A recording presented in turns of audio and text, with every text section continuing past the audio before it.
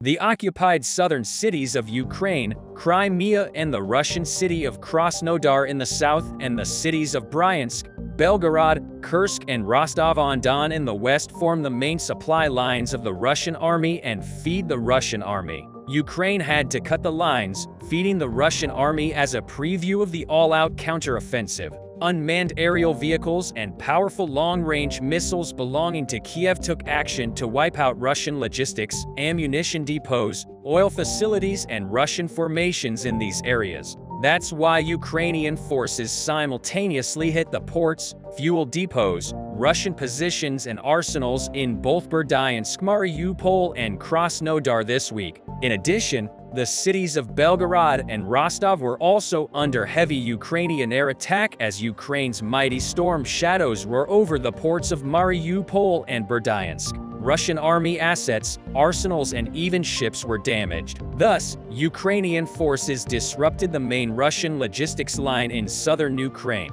Now there was the starting point of the Russian main supply line for Ukraine. Ukraine knew that for this it had to turn to southern Russia. Krasnodar is at the other end of the Kerch Bridge connecting Crimea to Russia. The city is at the head of the main supply line feeding the Russian army in Crimea and Ukraine. The Russian army sent soldiers, ammunition, war vehicles and fuel to the Crimea and other fronts via Krasnodar in Krasnodar. The Russian supply lines are the Kerch Bridge for both the railway and the road. Fuel and supplies are transported to the occupied Mariupol and Berdyansk ports for the sea route from strategic points such as Taman Port, Novorossiysk Port, and to support. In other words, Krasnodar is one of the most strategic points feeding both Crimea and the Russian army. The position of Krasnodar makes it the primary target of Ukraine. For this reason, Krasnodar was unable to evade the Ukrainian airstrikes. Krasnodar, once Russia's most prosperous city, is now trembling with the winds of war. Earlier yesterday, drones attacked the Sky oil refinery in Russia's Krasnodar Krai. Dramatic footage of flames reaching the skies at a Russian oil refinery has surfaced online after Russian authorities reported that the country had carried out a drone attack on 2 oil facilities in the Krasnodar region. Huge flames were seen in the videos showing the fire at the Sky facility. The governor of the region, Veniamin Kondratyev, wrote on Telegram that a drone attacked the Sky oil refinery in southwestern Russia during the night, causing a fuel distillation unit to catch fire. The fire broke out in an area of 100 meters squared. The fire was extinguished as a result of the efforts of the emergency teams who came to the scene. The Sky oil refinery is located in the south of Russia, not far from the Black Sea port of Novorossiysk. The port of Novorossiysk was the headquarters of the Russian Black Sea Fleet until the annexation of Crimea in 2014. Since then, Russia has transferred the headquarters to the occupied port city of Sevastopol. A second incident was also reported by the Russian authorities at the Ilsk refinery at around 4 a.m. local time. On the same day, a major fire also occurred at the Ilsk oil refinery, about 55 kilometers northeast of Novorossiysk. Local officials claimed that a drone attack also caused the fire. Russian officials stated on social media that an unmanned aerial vehicle had crashed into the facility and stated that there was no material damage, loss of life or fire. Russian officials added that the fallen apparatus was destroyed with explosives around 9:20 local time. For security reasons, these attacks and explosions are not the first in the city of Krasnodar, which connects Crimea to Russia. Last month, drone attacks on the Ilsk refinery on May 4th and May 5th were also reported by Russian authorities. The attacks caused fires at the facility. In recent weeks, there has been increasing reports of attacks on rail networks and oil refineries on Russian soil. Drone attacks were also reported in various regions of Russia, including the oil unit of the Druzhba pipeline refinery in the Tver region. The attacks were also touted as a flare of Ukraine's upcoming major offensive. The most striking of these attacks was the massive explosions in Crimea. As is known, Crimea is critical for Moscow's control over the occupied territories in southern and eastern Ukraine and plays a role in the supply of Russian troops. an oil tank in the Cossack Bay in Sebastopol, the target of the first attack in Crimea, turned into a blazing inferno regarding the first attack in the Cossack Bay in Sebastopol. The Ukrainian Military Secret Service claims that 10 oil tanks, with a capacity of 40,000 tons, were rendered unusable in the attack. This figure is a very serious loss for Russia. The second airstrike alarmed the Kremlin even more. The target of the second airstrike was the port of Taman, near the strategically important Kerch Strait bridge connecting Russia with Crimea. An oil storage tank caught fire in the village of Volna, near the port of Taman. Volna is Russia's only land link with the illegally annexed Crimean Peninsula. Also, the city is located near the Kerch Strait Bridge, which is an important supply route for Russian forces in the midst of the ongoing war in Ukraine. Therefore, this situation may disrupt the connection and logistics of Crimea and Ukraine for Russia. Meanwhile, Russia's Black Sea port of Taman is preparing to suspend exports of highly explosive liquefied petroleum gas over concerns over drone attacks. Railway operators in Russia and Kazakhstan have already announced their plans to restrict cargo shipments to Taman, which accounts for about 7.5% of Russia's total LPG exports. 3 sources with direct knowledge of the situation stated that Taman will suspend the transportation of LPG, also known as propane and butane, due to the explosive nature of the fuel. Sources did not specify when the port will stop LPG handling and stated that existing stocks will be shipped first. 2 of the sources reported that LPG operations at the Taman Transit Complex, which has a cargo capacity of 20 million tons per year, will be suspended indefinitely. Taman Neftegaz, the operator of the Taman Transit Complex, which also handles crude oil and petroleum products, did not respond to a request for comment. According to the available data, railroad LPG supply to Taman, one of the suppliers of Russia and Kazakhstan, amounted to 192,000 tons in January through May. Last year, the complex shipped 328,000 tons of Russian and Kazakh LPG. Sources stated that for now the complex is handling LPG loads from stocks at the port. Other market sources claim that they are examining other routes to export LPG from Russia, including Poland and China. Concerns over drone attacks on Russian infrastructure are the latest example of how the conflict in Ukraine affects energy supply and how dependent Russia is on security in the Black Sea,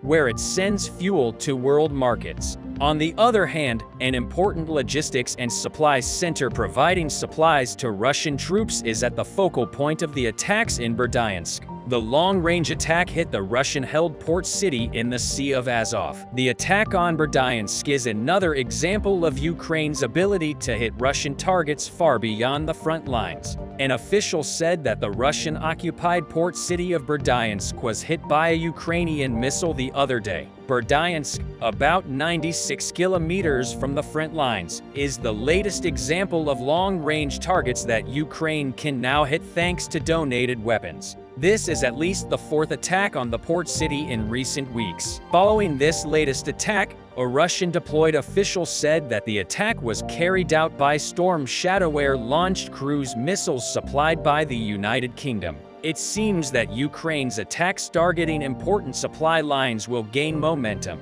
These attacks will wear out Russian logistics a lot. Logistics is the most important vein that feeds the war. How can the military success of an army whose vein is damaged? The most intense clashes continue to take place south of Velika Novosilka. Today, Ukrainian 35th and 137th Mechanized Brigades finally released footage of how they managed to generate such a deep and powerful breakthrough along the hills west of the river. First of all, Ukrainians launched massive artillery preparation on the first Russian line of defense along the 3 lines. Judging by the footage, it seems like Russian sources did not exaggerate its devastation. Next, Ukrainians launched a mechanized attack where multiple armored fighting vehicles drew enemy attention to themselves, suppressed enemy fire, and provided cover for the infantry. The infantry quickly closed the distance and started storming whatever was left of the Russian defense line. The key was to repeat this process non-stop, and with each iteration, the Russian defense was collapsing faster and faster as the fallback positions did not have a chance to be properly manned and supported. In the aftermath of the first wave of attacks, Russians were forced out of Neskigny, Storozev and Blahodad. Yesterday I told you that Ukrainians launched the second wave of attacks here and that Ukrainian Deputy Defense Minister confirmed that these attacks resulted in the liberation of Makiyivka. Today, Ukrainian 35th and 137th Mechanized Brigades also released video of how it happened. As you can see, the attacks were heavier, and Ukrainians already started using tanks to demolish Russian trenches in the tree lines around the village while the infantry was assaulting the village itself. The fighter reported that Russians were not prepared to face such a powerful attack and abandoned their positions immediately after Ukrainians entered Makiyivka. He also said that Russians immediately started using aviation and regular and thermobaric artillery to level the village with the ground while the whole Ukrainian assault unit was still in the region. However, he noted that they were prepared for such a development. His artillery units quickly returned the fire and Russian artillery strikes immediately stopped. Yesterday, I also told you that Russian forces launched a counterattack in the direction of Makiyivka, and I told you that this move was highly likely done to protect the flanks of the retreating from Rovno forces. And this is exactly what was happening. Today, Russian sources reported that Russian forces conducted at least 3 powerful attacks on Makiyivka during the day, which forced the Ukrainians to use their forces here. Such actions alleviated pressure from Rivne and allowed Russian troops to repel small Ukrainian attacks, even though part of the personnel had departed to the next line of defense. Russian sources reported that in the meantime, they are actively digging trenches 700 meters south of Makiyivka. Simultaneously, Ukrainian forces are destroying Russian troops and reinforcements in the rear. Today, Ukrainian sources confirmed that they relocated here the most feared drone detachment, namely Mother's Birds, a assault drone battalion just over the last day. Midaus burst destroyed 8 Russian tanks. 4 of those tracks were geolocated, and it was revealed that they destroyed 2 tanks in Staromansky and 2 tanks in the Berdyansk. Ukrainians also relocated Special Operators Omega, who also posted footage of destroying Russian tanks in Staromansky. Finally, reconnaissance drone detachments from 55th and 129th Brigades showed how they identified and, in coordination with artillery crews, destroyed at least 4 pieces of equipment in Staromalinivka. When it comes to further development of the counteroffensive operation, today, Russian sources reported that they finished the demining process between Levada and Peryatina and conducted a reconnaissance in force operation. This is a strong indicator that the next powerful attack may come from this direction. And as Ukrainians also attacked Rivne today, it seems like Ukrainians are planning to even out the front line before conducting another deep penetration of the Russian defenses. And this makes sense because if you look at the topographic map, we can see that by evening out the contact line, Ukrainians will gain very wide access to the next elevated platform, which will make it easier to breach the next Russian defense line. More than half a century ago, Adolf Hitler set out to invade all of Europe. Today, European lands are faced with the threat of a new war. For the first time after World War II, although the conflict swirled on Ukrainian soil, the side effects of a full-year war were felt all over the world. Although the issue seems to be a war between Russia and Ukraine over security, ethnic and economic interests, it turns into a structure that we witnessed and knew during the Cold War period. The Ukrainian war is not only at the level of the European strategic stage, with its forces reflections, current and possible extensions at the global level,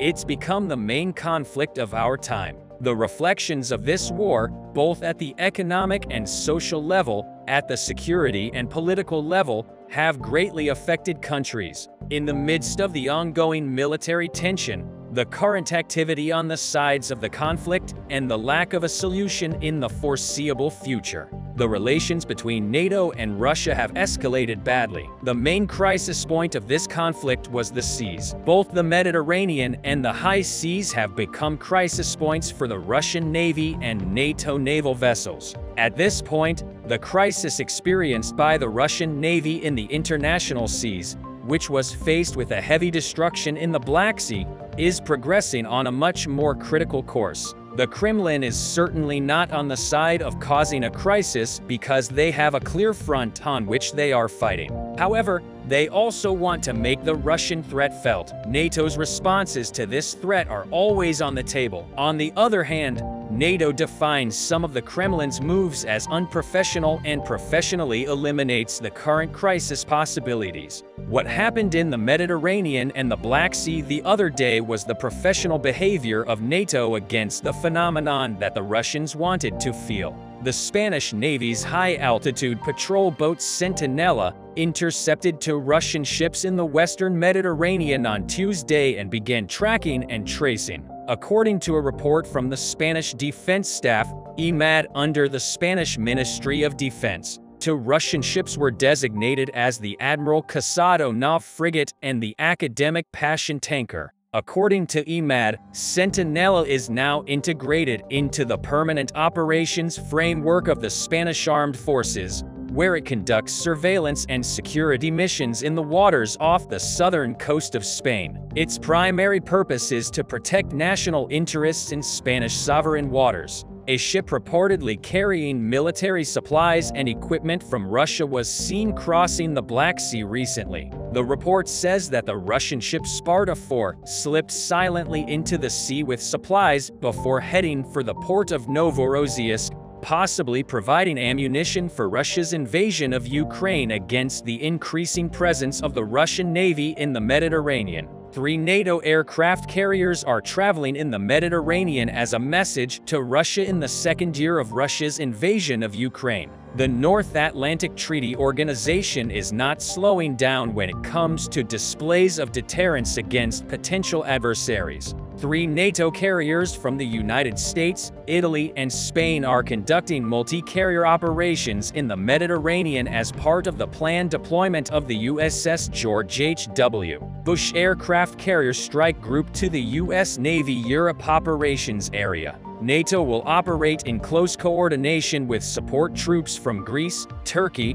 Croatia, Hungary, the Netherlands, and Albania. It is also clear that the buildup of Russian ships in the Mediterranean increases the risk of an incident. Russian Navy ships cross the Mediterranean in numbers unseen, even in the Cold War, posing the risk of an incident with NATO forces in the normally stable region. We can say that this increase coincides with an aggressive attitude similar to the stance of Russian naval forces in the Baltic Sea. Many experts have expressed the opinion that the approach of the Russian frigate Admiral Gorshkov, armed with hypersonic missiles to the central Mediterranean after the exercises in the southern Mediterranean, may worsen the already complex and turbulent situation. It would be wrong to say that Admiral Gorshkov would make such a contrary move. However, it will not hold back from maintaining elbow contact. The Allies have repeatedly affirmed the right of all nations to cross international waters peacefully.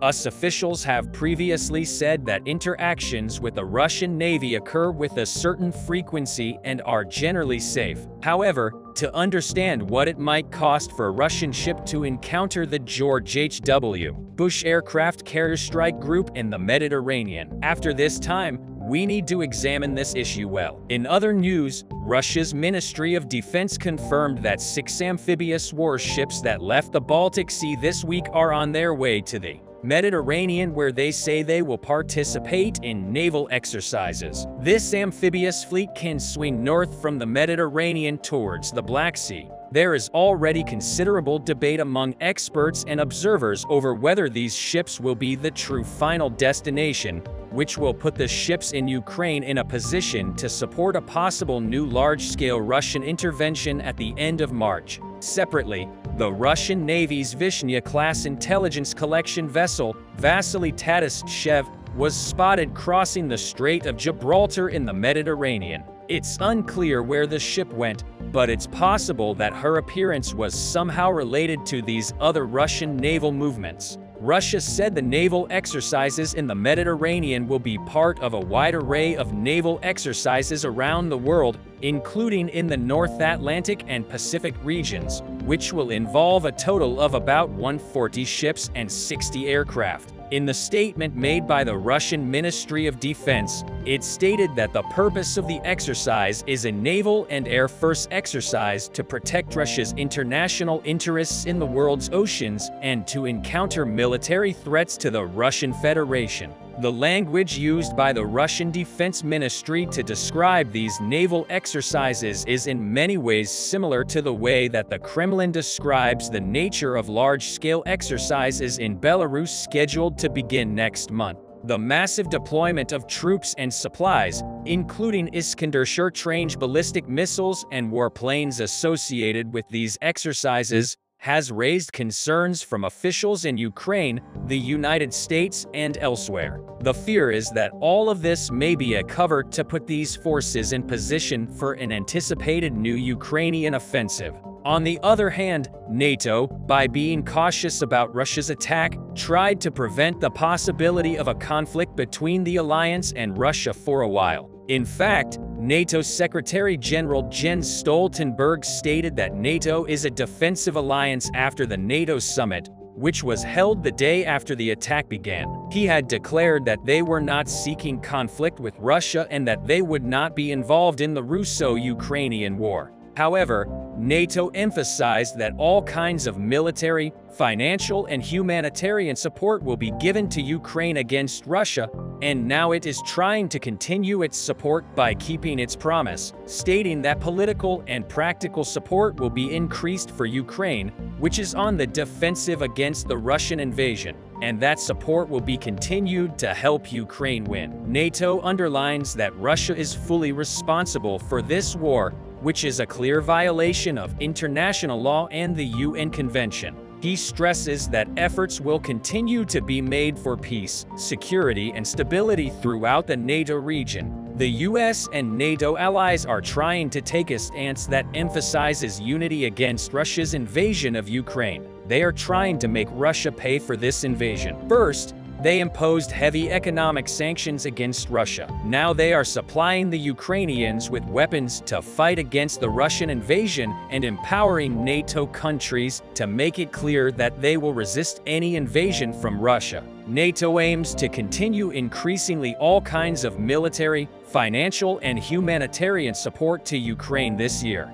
Naturally, this indicates that it will be a year when tensions with Russia will be high as a result. Although this war was ostensibly referred to as the Russian-Ukrainian War, it turned into a war in which Ukraine found itself and had no influence on its results, despite the fact that the costs paid by all parties have increased in direct proportion to the continuation of the war. And the scenario has become the only realistic solution. Unfortunately, it does not seem possible to reach this last scenario in the short term. Considering all of this war may expand further and may have different reflections on us in the form of a frontal war. In other words, although this war is an ending war for Ukraine, we can also say that it's the beginning war for the Western world. The Western world is trying to take a strong position against Russia every day and tries to prepare its relations with Russia according to a definite but undetermined result.